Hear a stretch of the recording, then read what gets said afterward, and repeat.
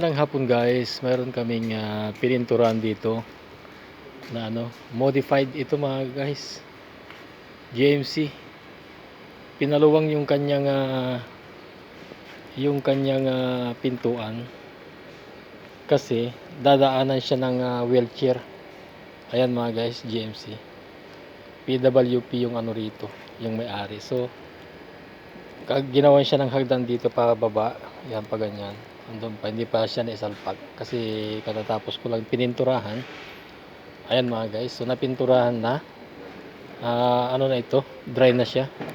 Ayun, dry na. So ikakabit na nga ngayon yung kanyang hagdan. Papakita ko sa inyo pagka naikabit na yung kanyang hagdan. Ayan mga guys. So aluminum yung kanyang hagdan mga guys dito. Ayan, ito yung pininturan natin. At nandun pa yung kanyang ongoing yung kanyang modified na na pintuan na pinalaki siya. Ayan. Tingnan natin yung kanyang pinto mga guys. So ito yung kanyang pintuan mga guys. Dito siya dinugtong. Dinugtong siya rito at doon sa kabila. Ayan, may dugtong yan. Dinugtong niya nila mga guys.